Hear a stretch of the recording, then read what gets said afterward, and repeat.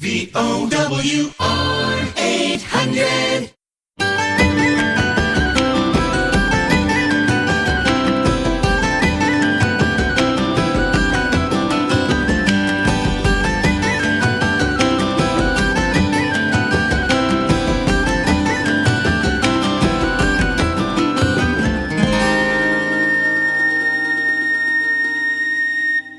Hello there, and welcome to Going Strong, the radio show that celebrates our wonderfully unique culture and those who make it so. Today we have a special treat in keeping with the Christmas season, a man who single-handedly provided the musical soundtrack to many a gathering at this time of year, and whose name has become synonymous with one of the province's most loved Christmas traditions. I'm speaking, of course, of mummering, the mummer's song, and the man who gave it to us, Mr. Bud Davidge. Welcome to Going Strong. Thanks, Deborah, for that great introduction. And it's all true. And, I can't think of any musician going stronger than you are these days. You're fresh off the Mummers Festival in St. John's. Each year you cap the parade with a personal performance of your Mummers song. What a treat for the participants. And I'm thinking it's probably a treat for you, too, to do that, eh? Oh, absolutely, it is. Always is. And every Christmas since we did that song back in 1983 and put it out, there's always been some occasion or other that has popped up, and usually it always is something novel every year that associated with the song, right from the very beginning. The song, then the Land and Sea program, then a book, and then so on and so forth, right down to now with you, and this is new. Well, and you wrote the Mummer song, as you say, in probably in 82, so 41 years ago. Take me back to that time. Why did you feel it was important to capture this centuries-old tradition in song? Briefly to say, that was 83. We had done 2 albums in front of that one, and they were both successful. Myself and Sim Savory down in Bellorum. Yes, we had the Sim and I, we started 77. So we were in a recording, and it was, I suppose, formulaic, if you want to look at it that way, that artists, after a while, would do a seasonal album, right? So we said we'd fit ourselves into that bracket as well and do a Christmas album. And we wanted to stick to original songs. And I was writing the songs for the albums, and there was a bit of planning went into that. What are we going to do it? And what are we going to put on there? And I started thinking about our customs and things that we did back home in Bay of Nord, where I was from, and Sim was from Bellorum, down in Fortune Bay. So these become the subjects for the songs, and of course some of the instrumentals that we knew about from the dances and so on. That was the genesis, I suppose you would say, of it. And so it came about. The album was called Christmas Fancy. Yes. And the LP came out in 84.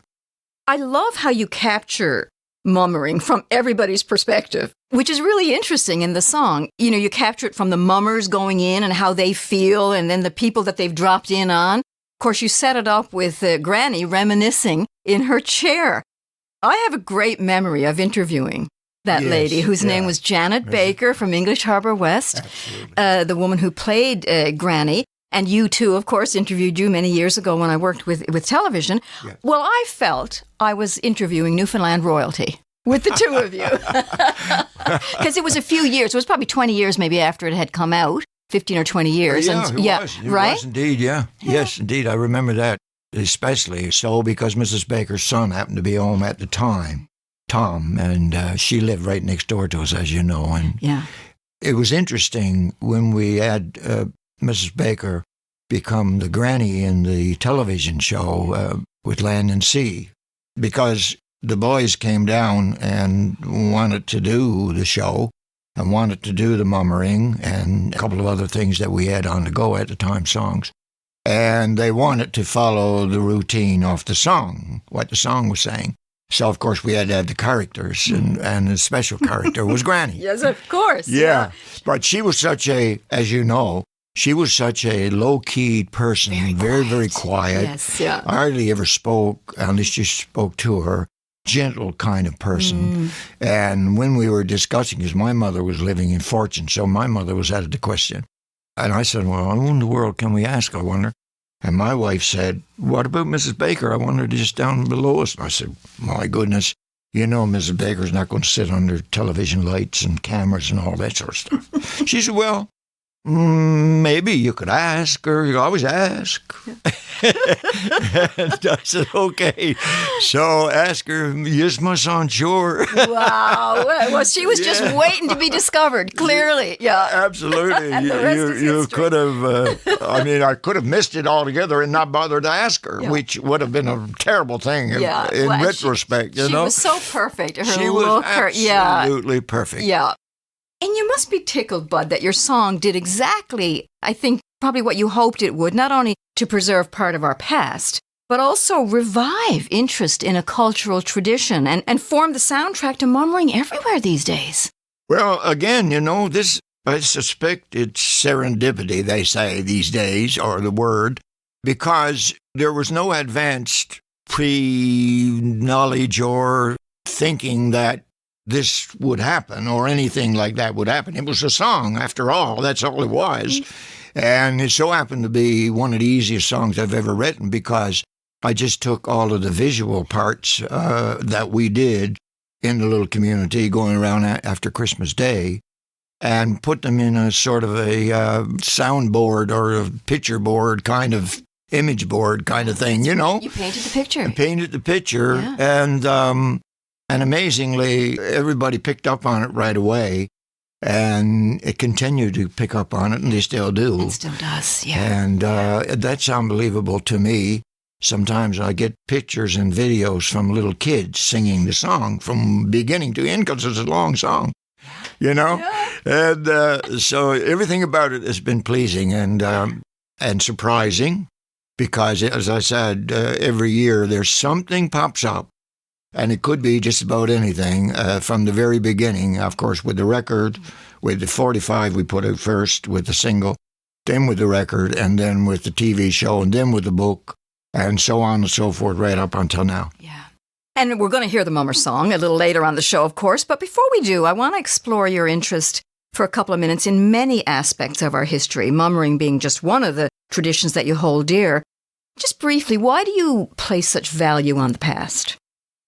Again, once we got into the fact that we were going to record, which was a bit of a decision to make because, as you know, it's an unknown territory.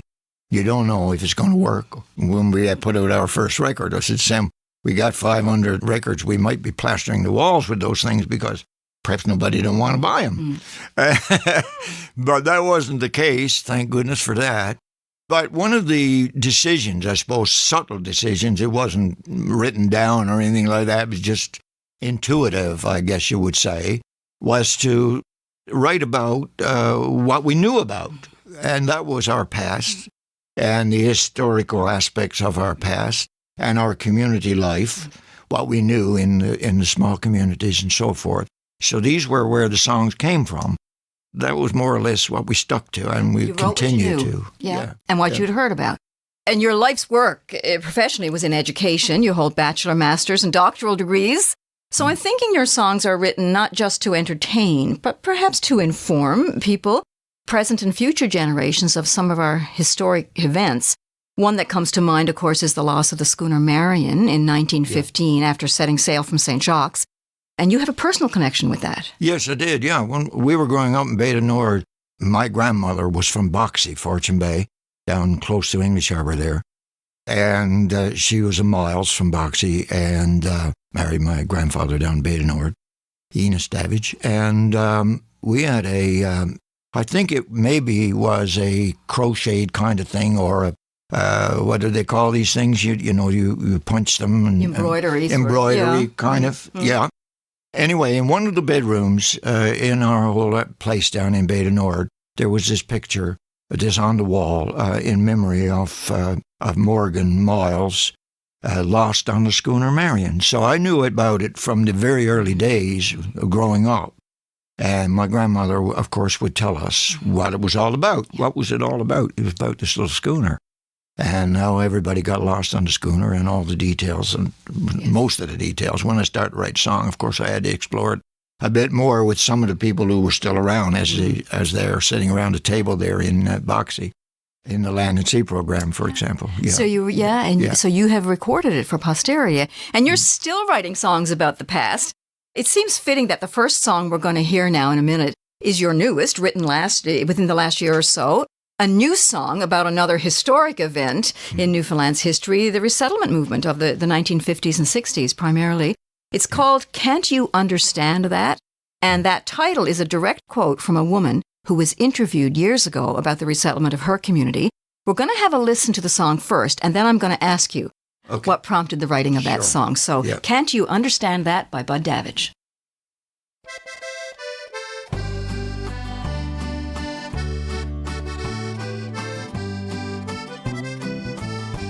Let me tell you a story. It shouldn't take long. Let me show you around a bit while I'm singing this song about a place I still call home before it fades away to rocks, trees, and water. When our people first came, see that foundation there, how just pillars alone. It was more than a house, you know. 'Twas a fine, happy home with mother and father, brothers, sisters, and me.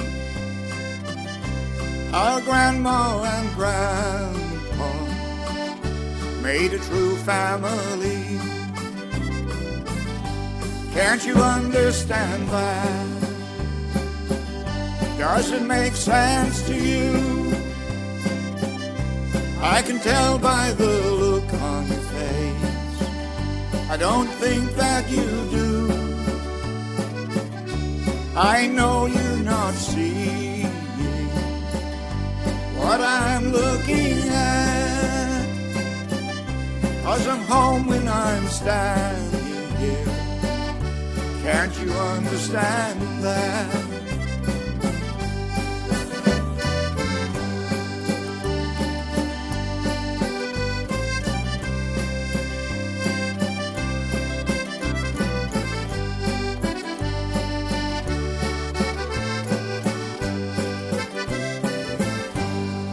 Here's where they built their church. Its steeple was high. That cross lying there in the grass once reached for the sky. The names on these marble stones once breathed the salt air. They made this place their home that I'm showing you here. I can still see the suits and ties. It was spring, I believe. They said that they thought it was time we should pack up and leave. Why would anyone want to stay in this forsaken place? If you ask Mrs. Pomeroy, I know what she'd say. Can't you understand that? Does it make sense to you? I can tell by the look on your face. Don't think that you do. I know what you're thinking. That was all in the past. I'm still home when I'm standing here. Can't you understand that? This will always be home to me. Can't you understand that?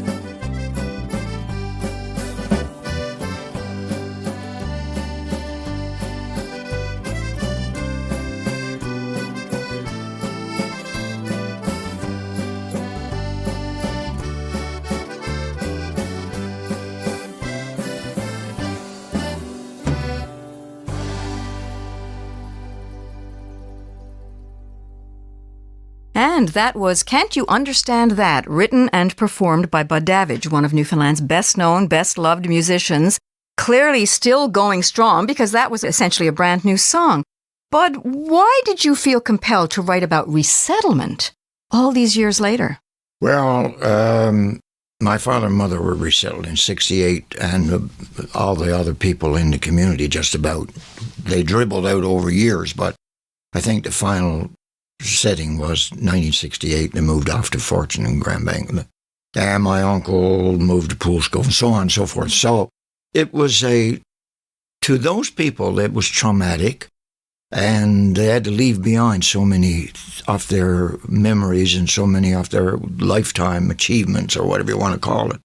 It's very impactful, and I talked to we wrote the song. I wrote the song for 1985, Outboard People, the first one, and that was a retrospective over 20 years because 60-odd or whatever it was when that particular resettlement program was on the go.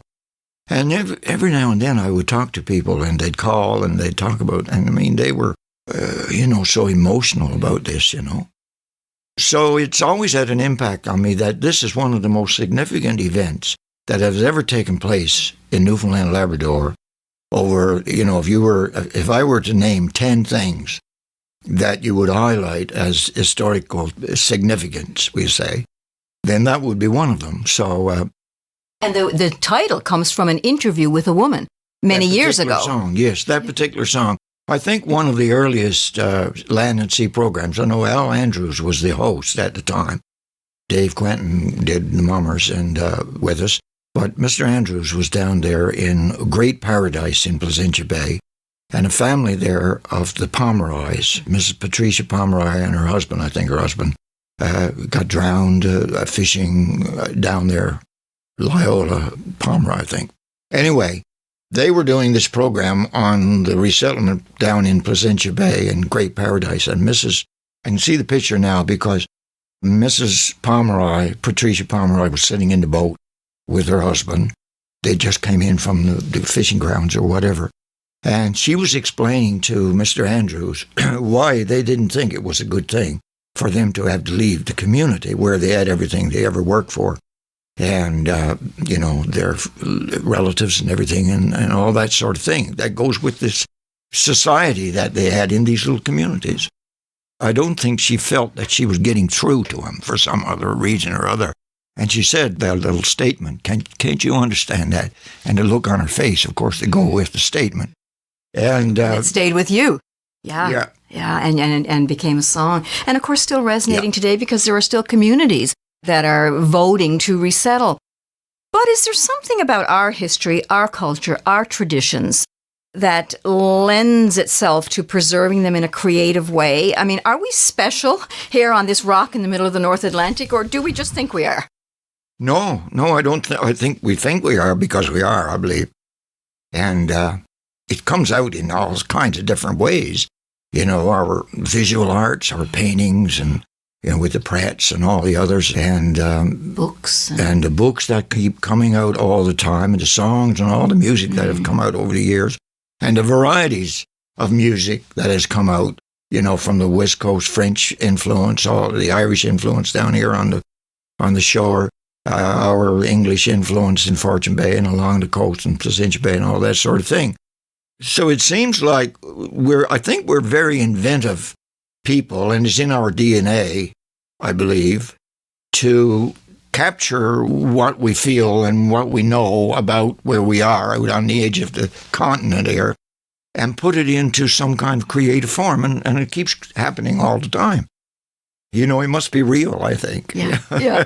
Well, I've heard people say, clinging as we do to a rock in the middle of the North Atlantic, if we couldn't entertain ourselves and remember our own history, then, who else was going to do it? And you've certainly given us much to enjoy and learn from in your music, including, of course, a very special anthem to an ancient cultural tradition that you've reignited in this province in recent years with your song. And with that, I'm going to let your words, your music, speak for itself. Here is the one and only Bud Davidge with his Mummers song.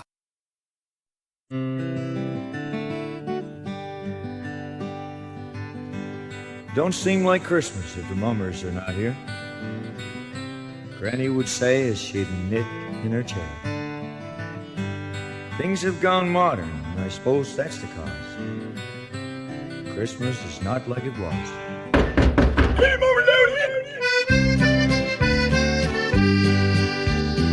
Hark, what's the noise out by the porch door? Granny, 'tis mummers, there's 20 or more. Her old withered face brightens up with a grin. Any mummers, nice mummers, loud in. Come in, lovely mummers, don't bother the snow. We can wipe up the water, sure, after you go. Sit if you can, or on some mummer's knee. Let's see if we know who you be. There's big ones and small ones and tall ones and thin. Boys dressed as women and girls dressed as men. Humps on their backs and mitts on their feet. My blessed, we'll die with the heat.